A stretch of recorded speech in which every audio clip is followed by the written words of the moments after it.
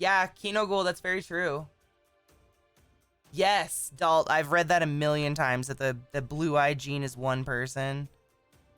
I'm sure. I mean, I've read something recently where blue eyes are not like old at all. They're actually like in terms of the time in our species, a pretty recent mutation that has just, become so common. And now, like, I've read shit that's like, redheads are gonna go extinct. There's too many people. That's not true. Don't believe those things.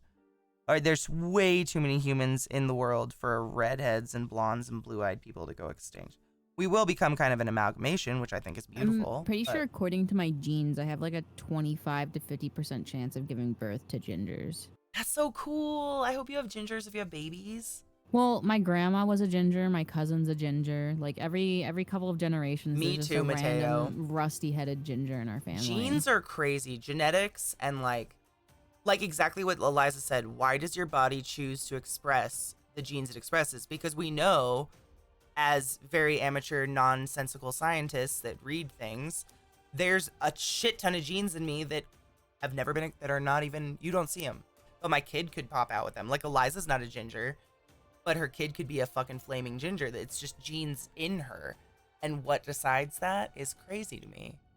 And like, what is evolution? Because classically, when you think of animals, it's, the ones that survive get to fuck. But obviously that is not the case with humans. We've kind of, it's like we fuck off of looks. We've made our own evolution. Yeah.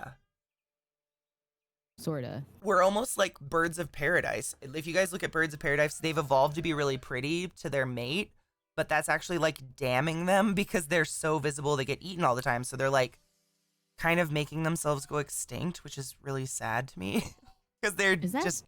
Zach what? Yelling? Yes. Can you hear that? Yeah, and I can never hear him in shut. Discord. I can never hear him through Discord.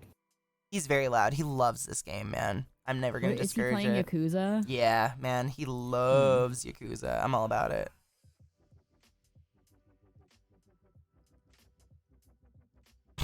He's just, ah, ha, ha.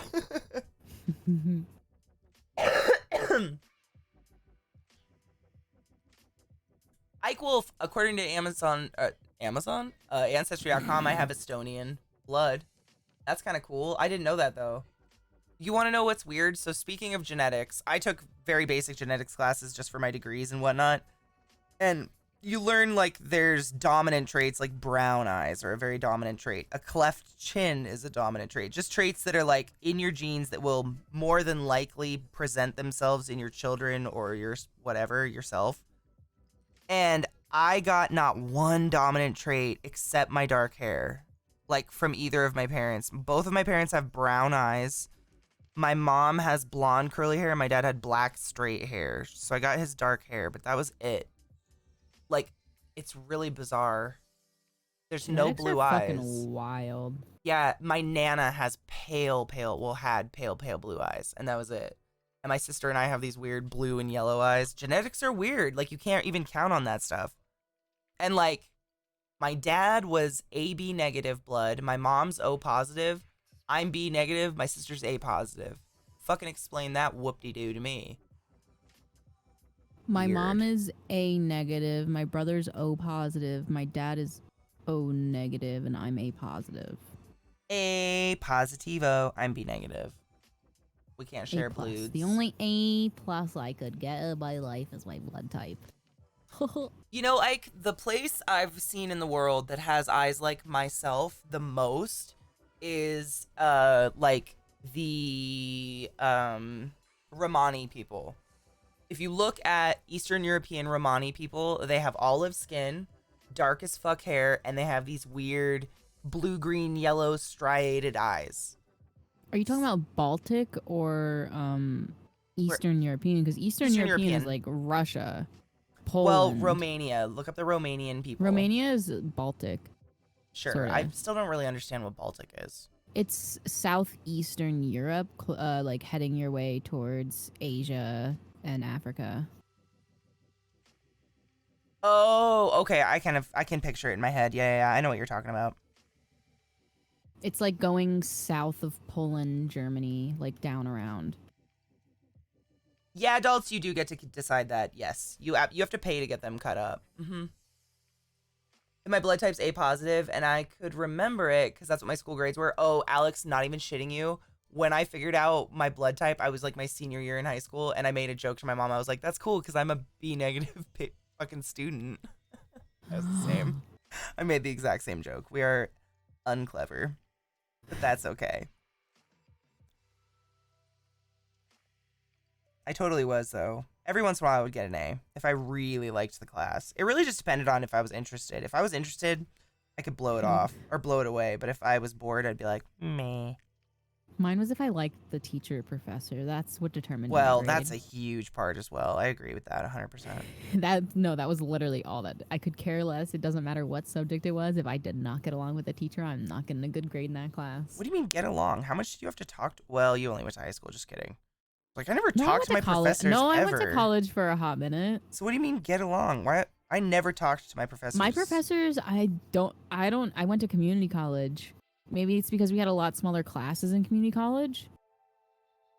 I don't know. My professors never got up in my business ever, and I did not. And it's get up also in because theirs. an IEP 504 or whatever. What's that? It's like accommodations for disabilities. So I like They thought had you to were talk to my retarded. professors. Yeah, you forgot I was retarded. Well, that they thought that. No. I'm psychomotor retardation. I was given the diagnosis of, and like. The only way that word Oh, is allowed on my 10th? channel, right there. The way Eliza just said her fucking weird ass thing. It's the only time. Psychomotor retardation. That one. I hate that word so much. But that's the only appropriate way to use it. South Russian? See, that side of my family is all dead, so I have no clue. All I have is pictures of my dad, and he looked like he was from freaking Istanbul. Black hair, tan as fuck, and dark brown eyes. Oh, Lash Dude, hell yeah. Be careful, please. I figured out my blood type like in high school. We figured it out. Oh, Ike, bless. You know, I get too many tattoos to share my blood. They don't want it. It's cool. I feel you. I always just say no because they test your blood anyway. Like. For gay? No, for Like tattoos, especially in my state because our state requires like certified tattoo parlors. Like they have to be certified health department wise. So I just say no. I haven't gotten a tattoo, even if I have. I mean, I use it as an excuse because I don't want to. They literally make your blood sit for months and then test it anyway. Seriously? Yeah. Oh, so you're just like giving blood because you're creepy? Me? Yeah. No, I give blood to give blood, but their questions are fucking stupid. Oh, okay. So you're not like I thought you were like insinuating you were lying, and I was like, you do this just to like giggle that you know it's gonna be tested and thrown away. No. My blood never gets. Now. It doesn't get thrown away. No, when they throw away your blood, they'll actually send you a temporary disqualifier for however long, for whatever reason they threw your blood away for. Has that ever happened to you? Mm-mm. Oh, I was gonna say I go I've to never seen that either. places to get stuff clean. Well, whenever I've given blood, I've never gotten a weird thing in the mail. So that's why I was curious if you'd actually gotten that before. Oh, no. I used to help with the blood drives a lot in school. So like I would know people who have gotten like those things in the mail before. And a lot of the time it's for like an STI of some sort. Void, I'm kind of the same. Although the reason I actually did my Ancestry.com is my dad's dead, obviously, and we have no clue what his ancestry was, like his genealogy. And my mom got cancer, and my dad died of pancreatic cancer, and his sister also got pancreatic cancer. And we were like, what? Because we thought my dad died of it because of alcoholism. And his sister was not a drinker at all. So it wasn't his sister, it was his niece, his sister's daughter. When she died of pancreatic cancer, we were like, fuck, we all need to do ancestry and do that medical shit. So we all did the medical stuff, to make sure you don't have the genetic stuff for it. And then when my mom did it, my sister and I were able to narrow down basically what my dad was by what my mom is not. And it was a lot of Eastern European in it. And so that's why I went and looked. I literally said, I I literally Googled, what do Romani people look like? What do these people look like? Because I just don't look like anybody in my family. And that's really like, it's kind of sad. When you have nothing in common with anybody. I have nobody to ask, like, is this how your skin is? Is this how your hair is? Because my mom, I just have nothing. Not even body type do we have in common. And I think that was a really long story, and I don't even know why I was telling it, but I think that's why I think it's like Romani, because that's what I look like, is that olive skin and dark hair and greeny, bluey, yellowy, not one color at all eyes. Heterochromia, if you will.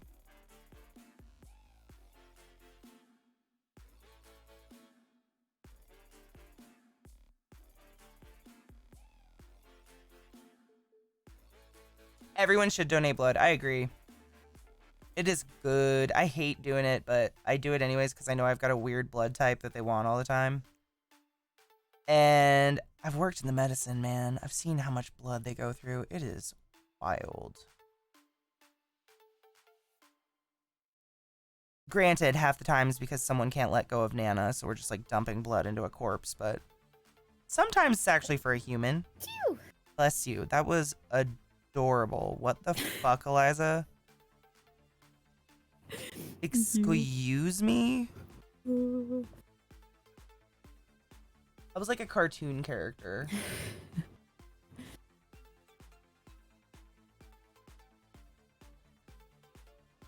You pass out every time you donate from fear or blood loss, or yes? I've only almost passed out one time from an outside source. Normally when I pass out, it's just low blood pressure.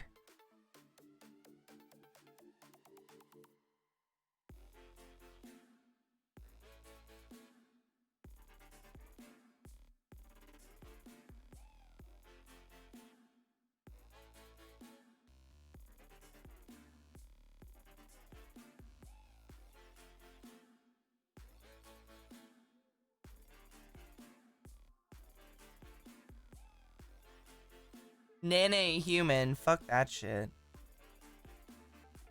Who would choose to be human? How boring. I mean, they're not boring. Just being human is boring.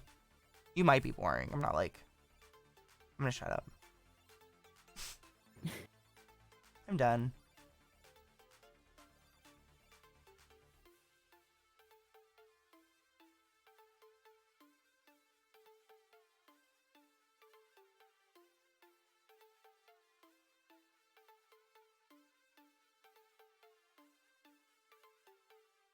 I would absolutely pull the plug on any of you as a vegetable. For sure. I would do all the appropriate tests to make sure you're literally a vegetable because I ain't fucking killing y'all. But yes, no one, maybe like one person that I'm gonna not name because I hate the word, deserves to be a fucking vegetable, but not many people deserve to be a vegetable ever. It's a horrible, horrible existence. I would never let any of you exist that way. If I knew it was happening, I would put an end to it.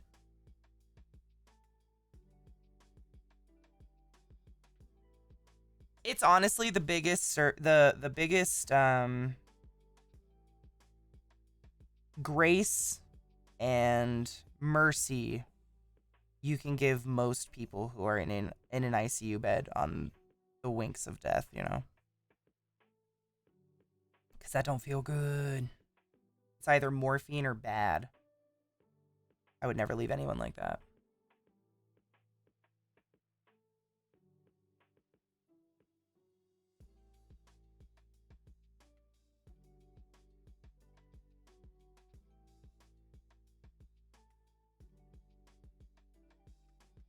Oh. Uh-oh. Chaos?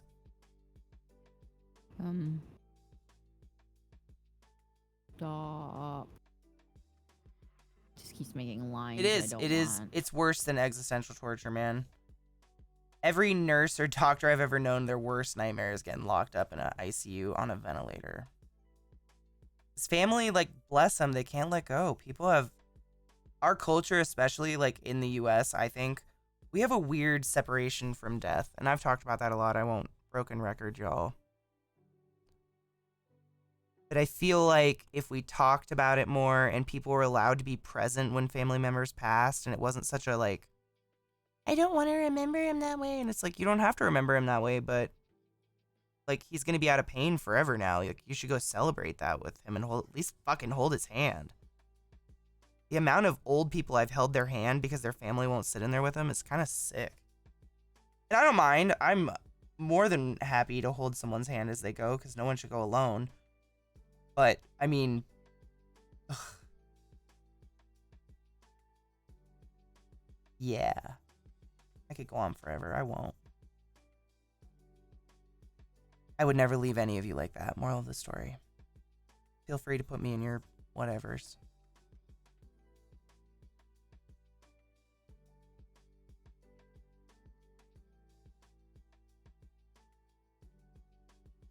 Mateo, word. You know, Zeke asked me that the other day if I would be a DNR right now. I don't know.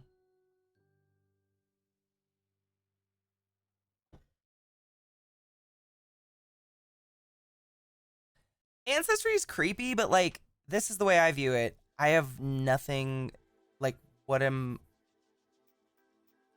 feel like people get a little neurotic about like, my information, my DNA, but it's like, what are you gonna do with it? Like, I haven't done anything illegal. I have nothing to hide. If you have shit to hide, sure, don't do DNA.com. That would be an idiotic thing to do. I actually think I watched something recently where some guy got found because he did that. Like a murderer. I love Dia de los Muertos. I secretly celebrate it in my soul, but as an ignorant white girl, I feel like it's cultural appropriation. I feel like Mexicans will hate me if I celebrate it. I live around a lot of Mexicans. And I just feel like I don't want to offend anybody, but I fucking love, 100% agree, I love Dia de los Muertos. I think it's so beautiful. It's remembering and celebrating the dead, not being like fucking, forget Nana. Cloud, no shit. My friend Jenny has me in his will.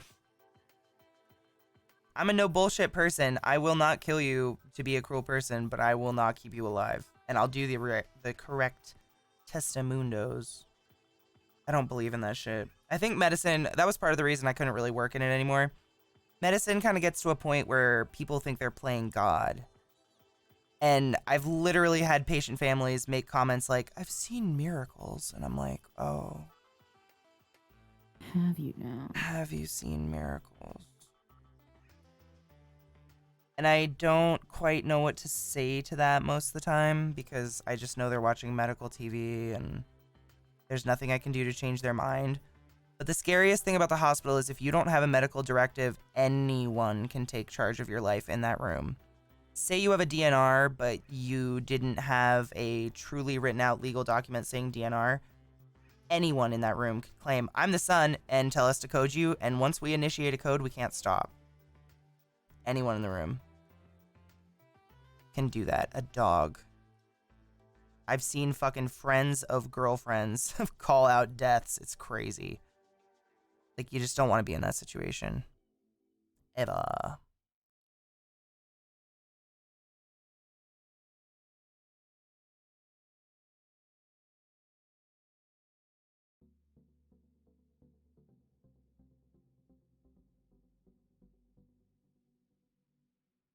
Oh, it's the exact same with humans.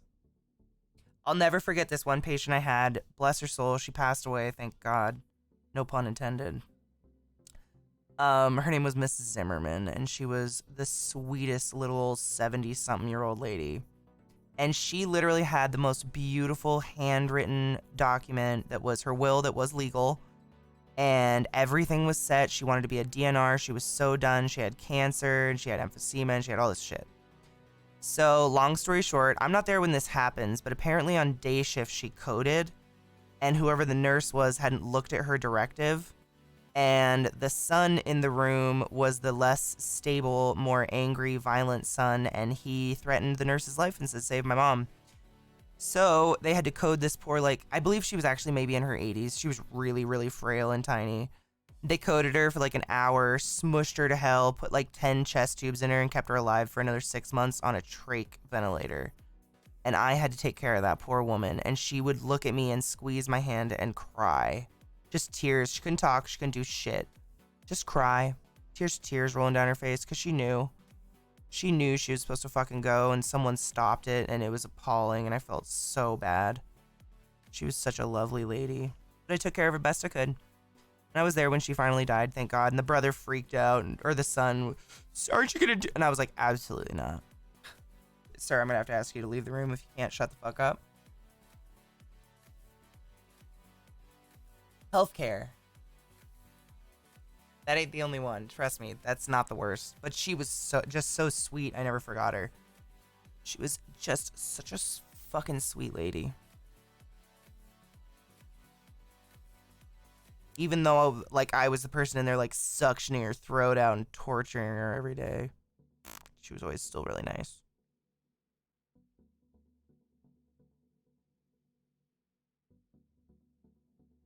Me too. Man, look at how drastically different my life is now. Isn't that weird?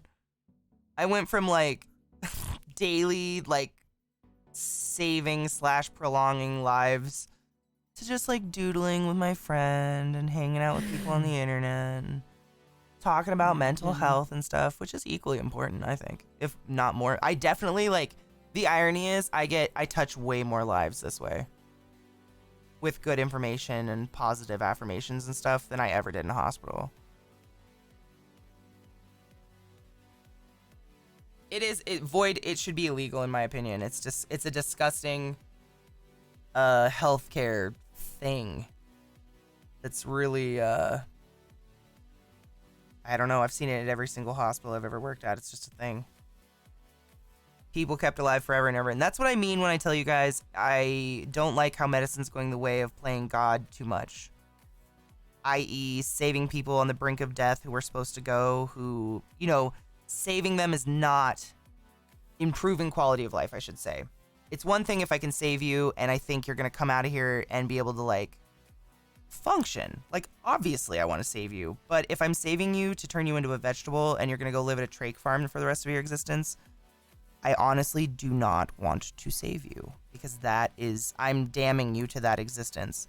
And fucking heaven save my soul, you're not, I pray to Satan in heaven and whoever exists out there that you're not alive in that body that I left you in. I hope the soul pieces out and we're just pumping a heart, because I've left a lot of people in trach farms that I shouldn't have saved.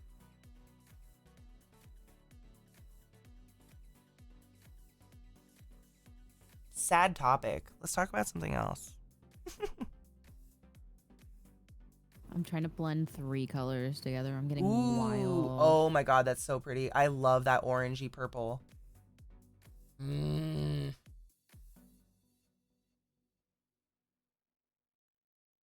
They have rules against that now, Kino. So most hospitals I've ever worked at have what's called ethics teams.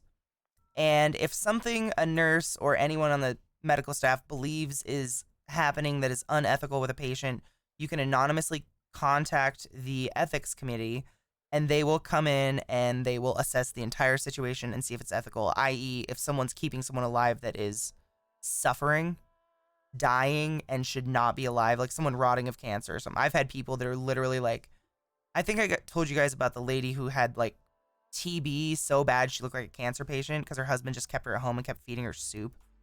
So when she finally got to us, she just looked like a corpse. He carried her in one arm. She was like 70 pounds. And we had to get an ethics committee to get ownership of her body so we could let her go, because he would not let her go. And there was no recovering. Like, there's no recovering from that. The damage to her lungs at that point was so extreme. She would have been a vegetable on a trach somewhere. But in their culture, and that's the dance you have to play with, like, medicine is culture. In their culture, what he told us is because he was her husband and she died while they were married, it is now on his soul, her death. Which I get it. Terrifying. Not real, but ultimately terrifying. But should we be keeping someone alive in ultimate horror and terrible, you know, I don't know what you want to call it, forever? Because, like, whose eternal soul are we worried about here, you know? Whose is more important? Doodle Dob gets to be alive, or this poor bitch who was kept alive on soup at home and now lives on a ventilator? Thank you. I try to. I've said that before. Like, I don't feel like my I don't feel like my medical degree is a waste. When you guys are actually interested and want to like learn shit, I feel like I'm actually doing something.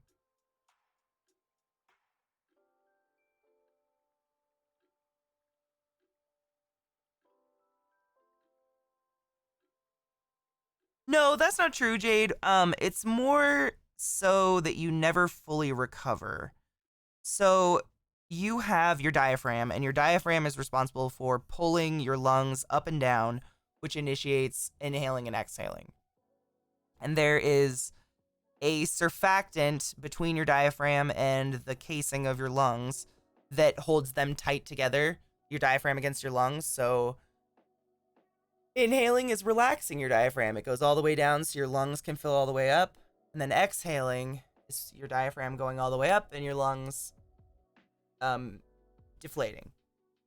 So that is part of your autonomic nervous system, what we were talking about earlier with Eliza. And essentially what a ventilator does is completely fights that and takes over that process. So if you aren't completely sedated, it's horrific feeling.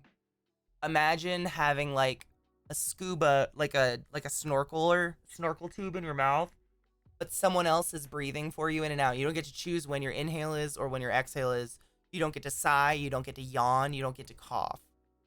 It's a tube all the way down to the carina of your lungs, which is the split in the bronchial tubes, all the way down. So past your vocal cords, past everything, it goes all the way down to the bottom. So the damage, what we call it, is it's called barotrauma. So there's a surfactant between the parenchyma around your lungs that sticks it to the rib cage. So there's not like air between your lungs and the rib cage and whatnot. And what happens is we say you're trying to inhale, but we exhale you. Your body's going to fight that, and it's going to try to suction in and pull your ribs in, even though I'm trying to push them out. And so it causes damage to that parenchyma around your lungs and also to your diaphragm, called barotrauma. It's similar to like coming up in water too fast. And that's permanent for the rest of your life. Like, almost all of my patients came off of a ventilator. Do they all survive off a ventilator? Absolutely not. You kind of gotta gauge, like, what we do in the hospital is we gauge how long is it gonna take for this person to heal on the ventilator? Will they heal on the ventilator? Is it worth doing a ventilator? If you're not likely to heal ever, we're not gonna stick you on a ventilator forever. We're gonna tell your family and hopefully they'll let you go. A ventilator is a life-saving procedure. It's supposed to be for people who are actually going to get up and leave the hospital. If you're not healthy enough to get up and leave the hospital, you ain't going to make it through that ventilator. The one thing that I think you might be talking about is codes. Only about, on average, 15% of people who get actively coded in the hospital survive. And by survive, I mean their heart starts pumping again. It's like 3% leave the hospital because coding, we shatter you on the inside. I mean, it's terrible. It's a bad process. You only really recover somewhat if you're young and healthy and virile and no problems. You're going to be active in your life, you know. But older people, it's permanent damage. It's pretty terrible.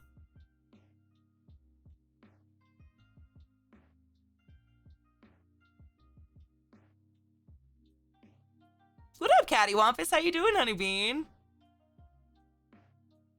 I love teaching, Mateo. If you guys ever have questions. What'd you say, Eliza?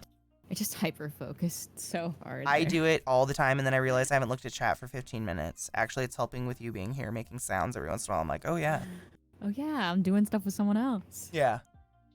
I never mind teaching stuff, Mateo. It feels like I didn't go to school for nothing. And, like, I'm honestly, like, thoroughly impressed by how much I retain, considering I haven't been a practicing therapist for almost 2.5 years now.